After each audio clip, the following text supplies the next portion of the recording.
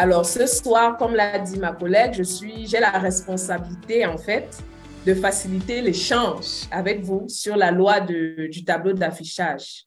C'est en fait la 11e loi du livre de John C. Maxwell qu'on appelle les 17 lois, en fait, du travail en équipe. C'est vraiment important de savoir comment gérer une équipe. Donc, il faudrait savoir comment s'outiller aussi pour le faire. Alors, pour partager sur cette loi, j'ai articulé en fait l'échange en trois grandes parties. En fait, dans un premier temps, on va essayer de comprendre à quoi renvoie réellement la loi du tableau d'affichage. Par la suite, on va essayer de comprendre c'est quoi le but d'un tableau d'affichage et après, on verra les caractéristiques. Alors, à quoi renvoie la loi du tableau d'affichage? Pour faire simple, je suppose que nous avons beaucoup d'hommes dans la salle, donc il y a sûrement des fanatiques de football dans la salle. Et je pense que les plus grands entraîneurs du monde, à l'instar, par exemple, j'ai noté Carlo Ancelotti et Pep Guardiola, je ne sais pas s'il y a des hommes dans la salle qui confirment, ce sont des grands entraîneurs, je pense. Donc voilà, les entraîneurs comme Guardiola, je disais, ou Ancelotti, ne se contentent pas du niveau de jeu des joueurs ou de leur stratégie, en fait. Il est important pour eux de focaliser sur les indicateurs pendant le jeu. C'est-à-dire, pour qu'une équipe arrive à la victoire, le tout n'est pas simplement d'avoir la meilleure équipe ou la meilleure stratégie ou avoir développé le meilleur plan. Il faut savoir lire le match, comme on le dit trivialement. C'est-à-dire, on en est où avec le score, est-ce qu'on a exclu un joueur? C'est-à-dire, il faut faire des ajustements, être capable de faire des ajustements à tout moment. Et pour cela, il faut vraiment focaliser sur des indicateurs. Et je pense que c'est ça qui a en quelque sorte fait la force de ces entraîneurs, en fait, parce qu'ils ont su lire le jeu en temps réel. On peut également prendre le cas de quoi d'autre? Le transport. On se lève un matin et on se dit, ben, je vais me rendre, par exemple, à Douala, pour ceux qui vivent au Cameroun. Partant de Yaoundé, moi, je compte faire 2 heures de temps. Donc, vous avez planifié faire 2 heures de temps, mais sur la route, en fait, il y a des panneaux d'affichage qui vous mettent des limitations de vitesse. Ça vous oblige à faire des réajustements, en fait, ou alors à replanifier votre programme. En fait, c'est un peu ça l'image du tableau d'affichage, en fait. Pour pouvoir prendre des décisions stratégiques, pour faire des ajustements, en fait, il faut toujours focaliser sur les indicateurs, on va dire quoi? Je ne dirais pas indicateur temporel, mais il faut focaliser sur la réalité. Qu'est-ce qu'il y a présentement sur le terrain et ça rimé à ce que vous observez sur le terrain. Donc, quand on parle de la loi du tableau d'affichage, c'est un peu à ça que renvoie cette idée.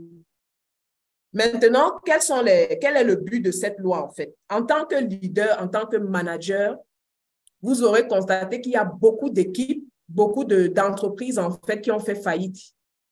Beaucoup d'entreprises. Ce n'est pas dû au fait qu'il manque de travailleurs qualifiés ou de stratégies de travail, mais c'est parce qu'ils ne se sont pas forcément arrimés à la réalité sur le terrain.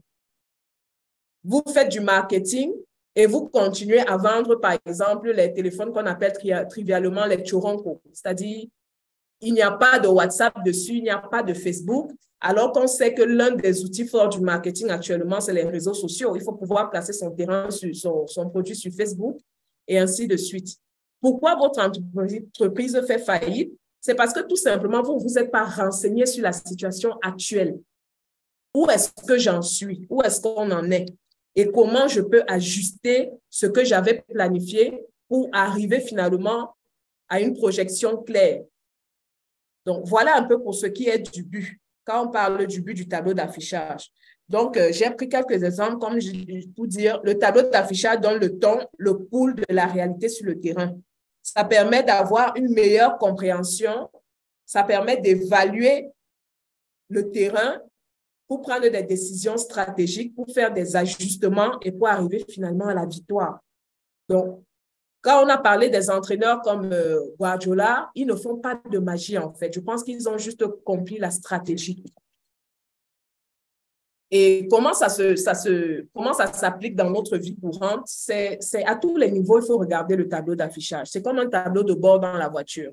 Vous avez une voiture neuve, vous voulez la déplacer, vous avez prévu de la déplacer, mais au moment de démarrer, le tableau de bord est rouge parce que, par exemple, il n'y a pas d'essence. Donc, vous avez fait une planification sans tenir compte de l'état de votre véhicule. Vous n'irez nulle part.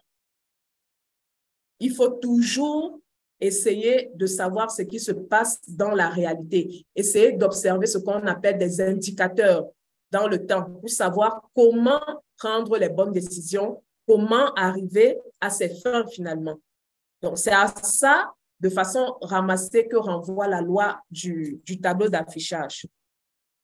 Pour ce qui est des caractéristiques, comment savoir qu'on est en train de regarder un bon tableau d'affichage? Il faut savoir que le tableau d'affichage vous permet d'avoir une meilleure compréhension de ce que vous voulez faire. Le tableau d'affichage, c'est un élément essentiel pour évaluer, c'est un élément essentiel pour la prise de décision et l'ajustement. On a mis, par exemple, comment s'appelle notre joueur phare, Abouchou, sur le terrain, mais on se rend compte que Abouchou est un peu fatigué pendant les 3 dernières secondes du match. Il faut tout de suite le sortir pour éviter que la team perde. Donc, il faut constamment être à mesure de faire des réajustements. Et c'est ça le rôle d'un leader. Non pas seulement se focaliser sur la qualité de l'équipe, sur la stratégie pour arriver à ses fins, mais savoir comment ajuster sa stratégie à la réalité sur le terrain, en fait.